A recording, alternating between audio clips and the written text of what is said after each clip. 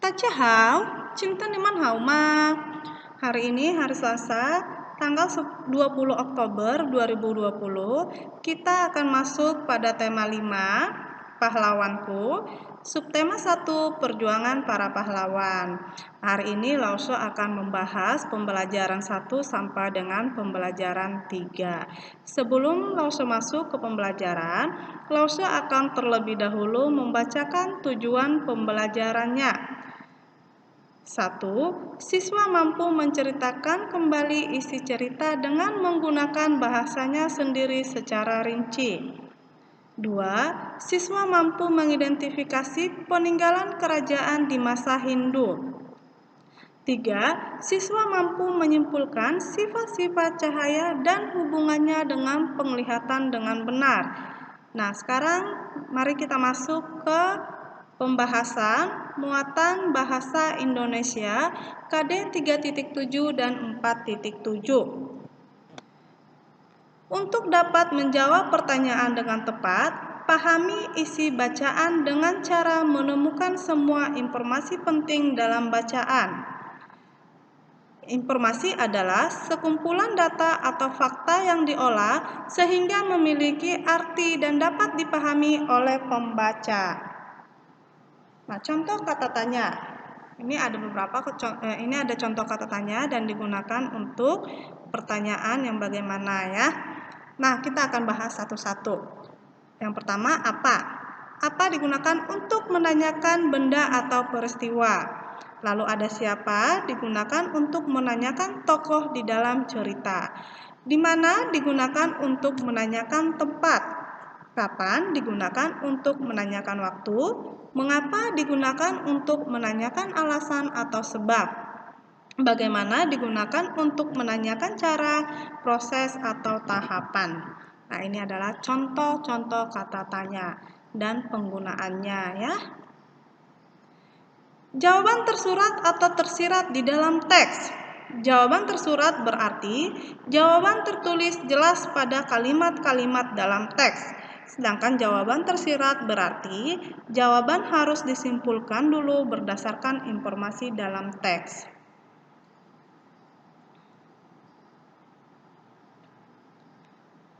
Lalu kita akan masuk membahas tentang menyampaikan jawaban dan menceritakan kembali isi teks. Kita akan bahas tentang menyampaikan jawaban dulu. Menyampaikan jawaban. Untuk menjawab pertanyaan dengan tepat, terlebih dahulu baca dan pahami isi bacaan dengan baik. Cara membaca yang baik adalah dengan membaca dalam hati atau tidak bersuara. Lauso yakin sesemen sudah mengerti tentang membaca dalam hati atau tidak bersuara ya. Dengan membaca dalam hati, kita dapat lebih cermat mencari hal-hal penting di dalam teks tersebut serta menjawab pertanyaan yang diberikan. Lalu menceritakan kembali. Menceritakan kembali isi teks dapat dilakukan dengan merangkai kembali jawaban-jawaban yang ditulis menggunakan bahasa yang baik dan berurutan. Jika menceritakan kembali dalam bentuk lisan, sebaiknya menceritakan dengan lafal dan intonasi yang jelas sehingga informasi dapat dipahami baik oleh pendengar. Sekarang kita akan jawab ayo berlatih yang ada pada halaman 72. Seperti biasa, Lauso akan bahas langsung pertanyaannya atau ayo berlatihnya. Kalian hanya menyalin kembali ke buku tulis. Ingat, soal tidak perlu ditulis, tetapi kalian harus menggunakan kalimat pengantarnya ya. Oke, Lauso akan bahas soalnya. Soal nomor 1. Bacalah teks berikut dengan seksama. Nah, Lauso akan baca bacaannya, Lauso akan baca teksnya. Dari teks ini nanti kita akan menjawab pertanyaannya. Oke, sesemen. Lauso akan baca dulu. Hayam Wuruk. Hayam Wuruk merupakan raja keempat kerajaan Majapahit. Setelah Hayam Wuruk menjadi raja, kerajaan Majapahit mencapai puncak kejayaannya. Hubungan persahabatan dengan kerajaan tetangga berjalan baik. Hal ini dikarenakan sikap bijaksana dan perhatian oleh raja kepada rakyatnya.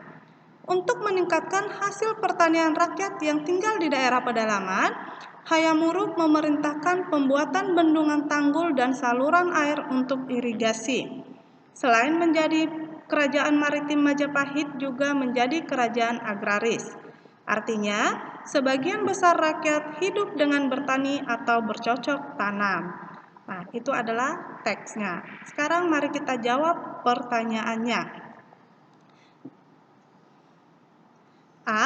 Siapakah nama raja keempat kerajaan Majapahit? Nama raja keempat kerajaan Majapahit adalah Hayam Wuruk. B. Kapan kerajaan Majapahit mencapai puncak kejayaannya? Kerajaan Majapahit mencapai puncak kejayaannya setelah Hayam Wuruk menjadi raja. C. Bagaimana sikap Hayam Wuruk kepada rakyatnya? Hayam Wuruk bersikap bijaksana dan perhatian kepada rakyatnya. D. Apa yang dilakukan Hayam Wuruk untuk meningkatkan hasil pertanian rakyatnya yang tinggal di daerah pedalaman? Hayam Wuruk memerintahkan pembuatan bendungan tanggul dan saluran air untuk irigasi.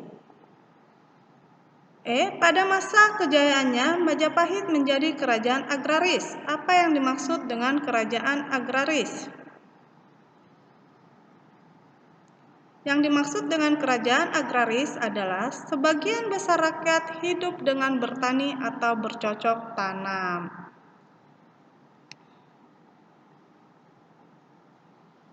Sekarang kita masuk ke muatan IPS KD 3.4 dan 4.4. Tokoh dan peninggalan pada masa kerajaan Hindu, Buddha, dan Islam. Beberapa tokoh beserta peninggalan kerajaan Hindu, Buddha, dan Islam dan sikap kepahlawanannya. Yang pertama kita bahas dulu tentang Raja Mulawarman dari Kerajaan Kutai. Raja Mulawarman adalah raja pemeluk agama Hindu yang terkenal baik budi. Raja Mulawarman menyedekahkan 20.000 ekor sapi kepada kaum Brahmana. Maka dapat kita ambil sikap kepahlawanannya adalah 1. Adil dan bijaksana, 2. Taat menjalankan ajaran agama serta mencintai rakyatnya, 3. Dermawan. Lalu nomor 2, Raja Kartanegara dari Kerajaan Singasari. Raja Kartanegara adalah raja pemeluk agama Hindu yang berhasil menaklukkan seluruh wilayah Nusantara. Nah, perhatikan gambar berikut itu adalah Candi Singasari. Nah, dari sini kita dapat mengambil kesimpulan sikap kepahlawanan Raja Kartanegara. 1. Pantang menyerah dalam menyatukan Nusantara. 2. Berani dan tegas menolak untuk tunduk kepada bangsa Mongol. Lalu yang ketiga, Raja Balaputradewa dari Kerajaan Sriwijaya. Raja Balaputradewa adalah raja pemeluk agama Buddha yang berhasil membuat kerajaannya sebagai pusat perdagangan, pelayaran, pendidikan, dan penyebaran agama Buddha di Nusantara. Nah, prasasti tersebut adalah prasasti peninggalan Raja Balaputradewa ya. Nah, sikap kepahlawanan dari Raja Balaputradewa. 1. Jujur dan disiplin dalam memimpin rakyatnya. 2. Adil dan bijaksana dalam menegakkan hukum.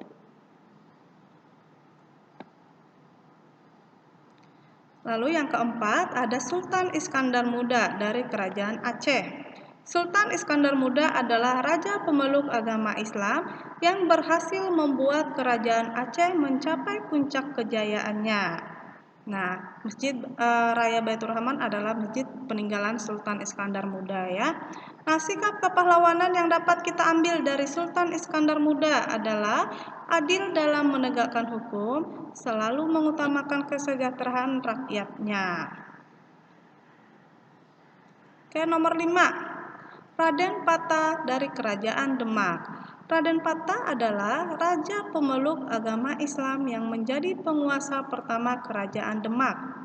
Sikap kepahlawanan beliau adalah 1. Menghormati kebebasan beragama. 2. Berani melawan penjajah.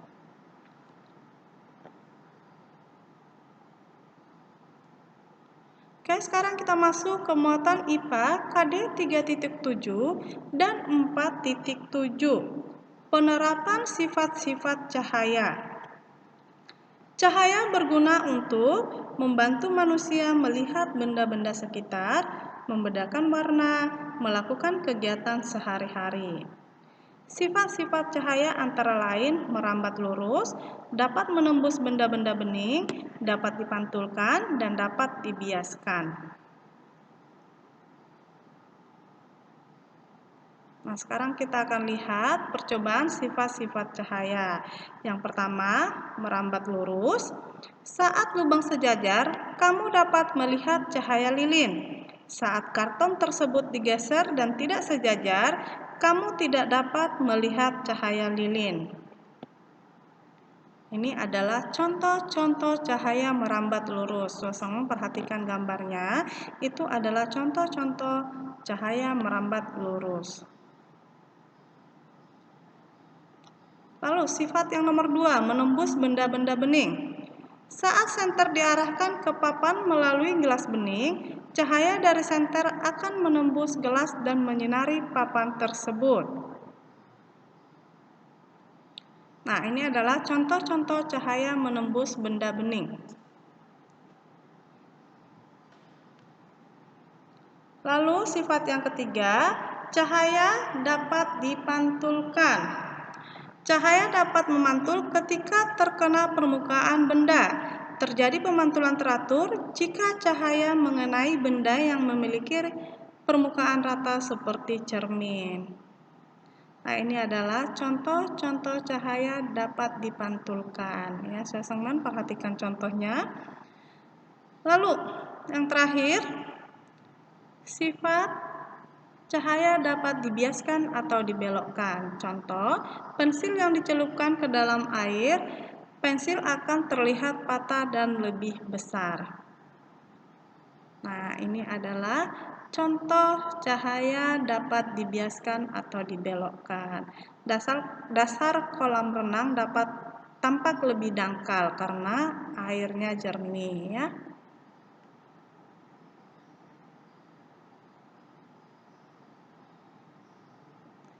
Oke, sekarang kita masuk ke penguraian cahaya.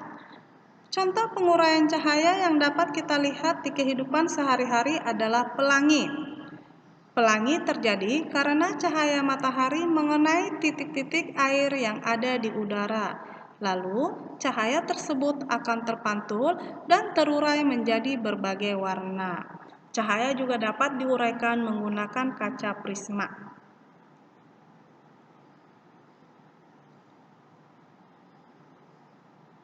Oke, sekarang kita masuk ke Ayo Berlatih yang ada pada halaman 76. Seperti biasa, kalian salin kembali jawaban atau pertanyaan yang sudah Lause bahas ya, Sosemen. Oke, Lause langsung saja menjawab pertanyaan nomor 1. Tuliskan sifat-sifat cahaya yang telah kamu pelajari. Sifat-sifat cahaya yang telah kita pelajari ada merambat lurus, menembus benda-benda bening, dan dapat dipantulkan. 2. Perhatikan gambar di bawah ini, lalu jawablah pertanyaan berikut dengan benar.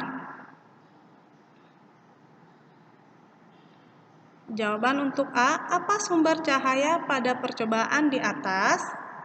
Sumber cahaya pada percobaan di atas adalah lilin. Pada percobaan di atas, jika karton B digeser ke samping, apakah cahaya dapat dilihat dari karton A?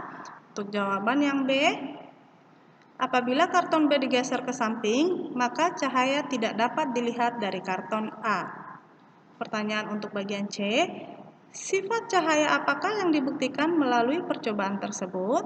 Sifat cahaya yang dibuktikan melalui percobaan tersebut adalah sifat cahaya merambat lurus. Pertanyaan D, sebutkan benda-benda yang memanfaatkan sifat cahaya tersebut. Benda yang memanfaatkan sifat cahaya merambat lurus adalah senter, lampu kendaraan bermotor. Lalu, soal nomor 3, perhatikan gambar di bawah ini, lalu jawablah pertanyaan dengan benar. Apa sumber cahaya pada percobaan di atas? Jawabannya, sumber cahaya pada percobaan di atas adalah senter. B.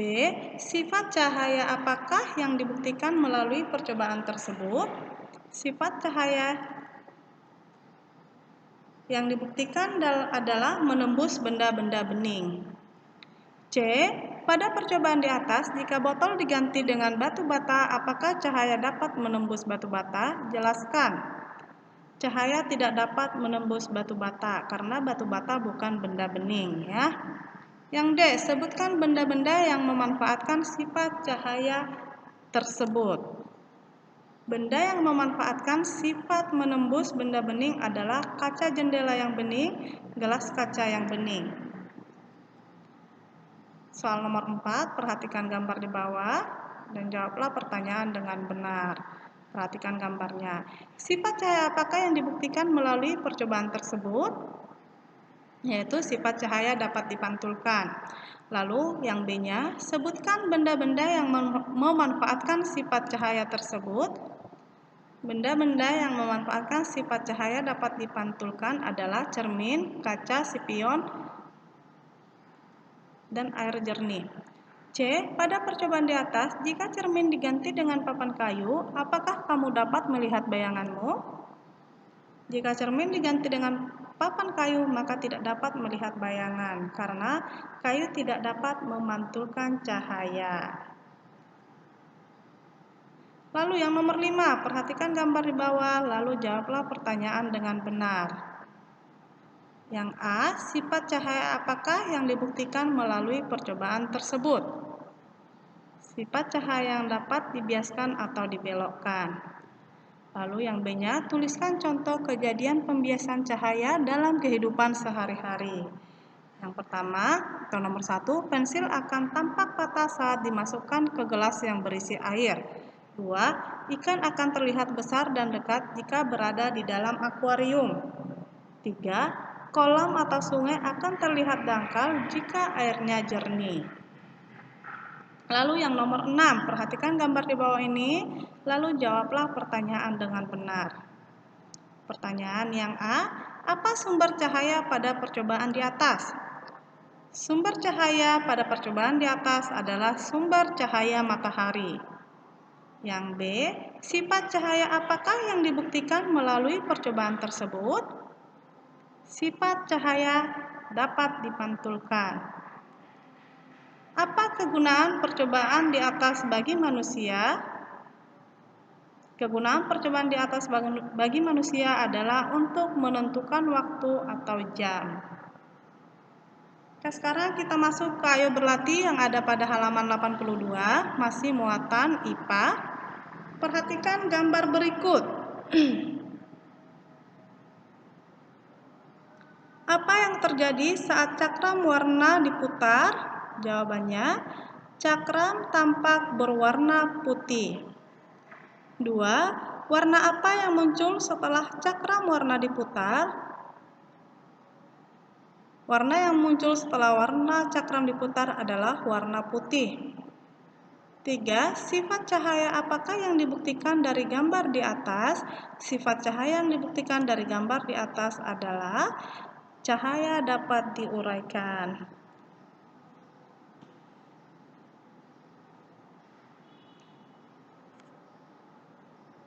Sekarang kita masuk ke muatan PPKN KD 3.1 dan 4.1.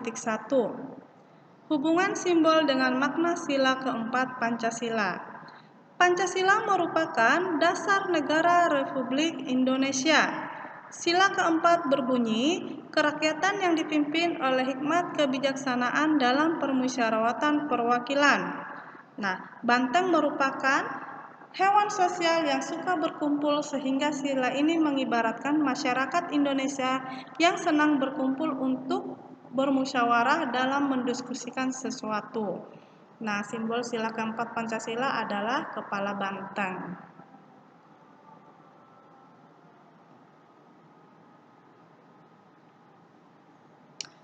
Contoh sikap sehari-hari yang mencerminkan pengamalan sila keempat Pancasila. 1. Mengutamakan musyawarah mufakat dalam menyelesaikan masalah. 2. Tidak memaksakan kehendak kepada orang lain. 3. Siswa menghormati dan menghargai pendapat teman atau anggota keluarga lain. 4. Menghargai setiap hasil keputusan musyawarah dan melaksanakannya dengan baik. Oke, sekarang kita jawab kembali. Ayo berlatih pada halaman 78, muatan PPKN. Soal nomor 1 di bagian A, tuliskan 2 tokoh pahlawan nasional yang kamu kagumi. Jawaban disesuaikan siswa. Kenapa lo buat disesuaikan dengan siswa? Jawaban bebas sesuai pahlawan yang kalian kagumi. Yang sesuai jadi siapa-siapa pahlawan yang kalian kagumi, itulah kalian tulis jawabannya. Yang B, tuliskan pula contoh sikap pahlawan tersebut yang mencerminkan pengamalan sila keempat Pancasila. Jadi dari tokoh-tokoh yang sudah kalian jawab di bagian A, berarti yang kalian jawab di bagian A adalah tokoh yang kalian kagumi. Kalau sudah kalian kagumi berarti tokohnya kalian sudah paham tentang pahlawan tersebut ya. Ceritanya kalian sudah tahu tentang pahlawan yang kalian kagumi tersebut. Maka di sini kalian membuat sikap kepahlawanannya sesuai tokoh yang kalian kagumi tersebut. Mingpai ma mengerti ya suasengmen? Jadi jawaban nomor 1 bagian A itu sesuai dengan jawaban yang bagian B. Karena setiap siswa beda-beda jawabannya, beda-beda menjawab pahlawan yang dia kagumi. Jadi sikap kepahlawanannya juga sesuai dengan tokoh yang kamu jawab di bagian A. Nomor 2, bacalah cerita berikut. Ada cerita, Lause akan baca ceritanya dan nanti kita akan menjawab pertanyaan sesuai dengan cerita tersebut. Siswa kelas 4 sedang melakukan pemilihan ketua kelas. Calonnya ada 2, yaitu Amir dan Teguh. Hasil perolehan suara menunjukkan bahwa Amir mendapatkan suara tertinggi dibandingkan Teguh.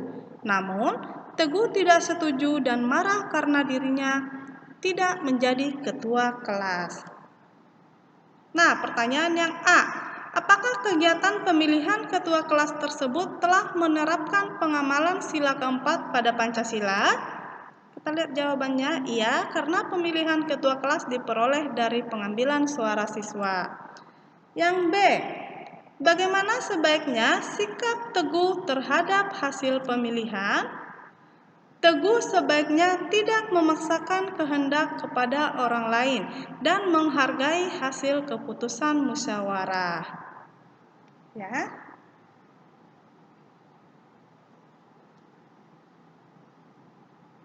Sekarang kita masuk ke muatan SBDP. Nada. Nada diartikan sebagai bunyi yang teratur. Nada memiliki tingkatan bunyi rendah maupun tinggi dan dapat ditulis dalam notasi balok. Ini adalah notasi balok ya sesemen. Nah, tinggi rendahnya suatu nada dalam notasi balok sesuai dengan letak bulatan hitam tersebut di garis para nada.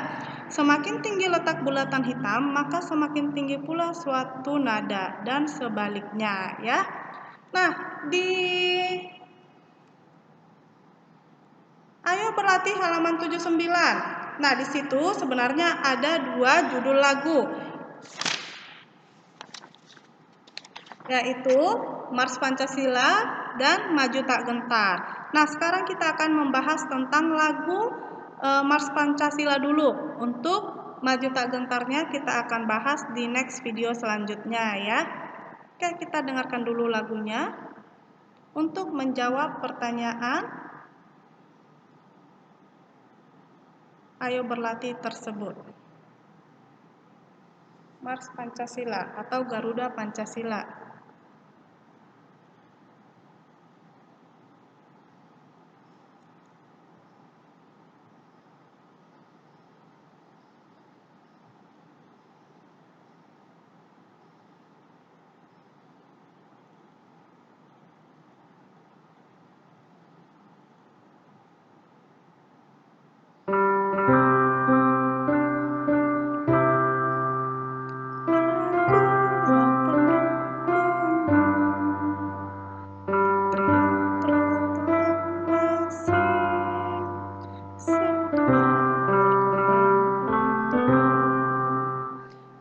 Pancasila bersama para bangkitkan demokrasi pribadi dan satu. Ayo maju, maju, ayo maju, maju, ayo maju, maju. Oke, kita sudah mendengarkan sekilas tentang lagu Mars Pancasila. Nah, di sini kita akan menjawab pertanyaannya ya. Ini sudah langsung jawab. Judul lagu adalah Mars Pancasila. Pencipta lagu adalah Sudartono. Nada rendah kita bisa menemukan pada sol ya. Lalu nada tinggi kita bisa temukan pada nada la. Oke, sekian video pembelajaran pada hari ini. Sesengme, Laso berharap kalian selalu semangat dalam belajar dan jangan lupa tetap jaga kesehatan. Oke, Taja, Cacen.